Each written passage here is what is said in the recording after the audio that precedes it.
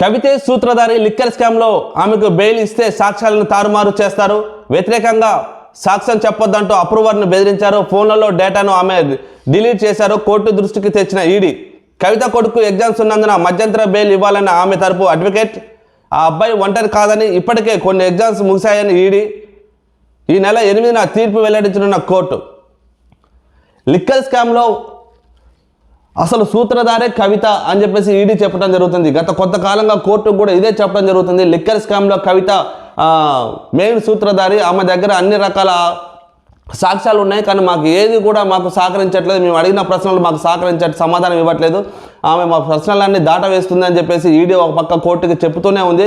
కానీ ఆమె దగ్గర ఉన్న ఫోన్లు అన్నిటిని కూడా మొత్తం ఉన్న ఆధారాలను కూడా డిలీట్ చేసింది, ఫార్వర్డ్ చేసేసింది మొత్తాన్ని కూడా అని చెప్పేసి ఈడీ చెప్తూనే ఉంది. లిక్కర్ స్కామ్లో ఆమెకు బెయిల్ ఇస్తే సాక్ష్యాలన్నీ కూడా తారుమారు చేస్తుంది. దయచేసి ఆమెకు బెయిల్ ఇవ్వద్దు. ఆల్రెడీ కొంతమందిని ఆమె బెదిరించడం జరిగింది. ఈ తరుణంలో ఆమెకి బెయిల్ ఇస్తే ఖచ్చితంగా సాక్ష్యాలన్నీ తారుమారైపోతాయి. ఈ లిక్కర్ స్కామ్లో మెయిన్ సూత్రధారి కవితే కాబట్టి కవితకి ఎట్టి పరిస్థితుల్లో కూడా మీరు బెయిల్ ఇవ్వద్దు అంటూ ఈడీ కోర్టును కోరడం జరిగింది.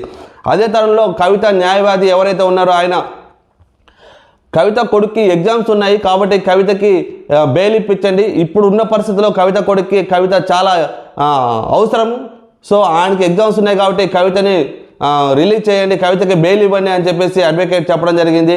ఆ క్రమంలోనే కవితకి కనుక బెయిల్ ఇస్తే ఖచ్చితంగా సాక్ష్యాలు తారుమారు చేస్తుంది. ఆల్రెడీ అప్రూవర్గా మారిన వ్యక్తిని కూడా బెదిరించడం కూడా జరిగింది. పూర్తి ఆధారాలు మా దగ్గర ఉన్నాయని చెప్పేసి ఒక పక్క ఈడీ చెప్తూనే ఉన్నది. అంతేకాకుండా కవిత కొడుకు ఆల్రెడీ సగం ఎగ్జామ్స్ అయిపోయినాయి, అయినా కూడా ఆయన ఒంటరివాడి కాదు, ఆయన ఒంటరిగా లేడు. కవిత కొడుకు ఎగ్జామ్స్ కూడా సగం ముగిశాయి. ఈ తరుణంలో ఆమెకి ఎట్టి పరిస్థితుల్లో కూడా బెయిల్ ఇవ్వద్దు అని చెప్పేసి ఈడీ ఖరాఖండిగా కోర్టుకి చెప్పడం జరిగింది.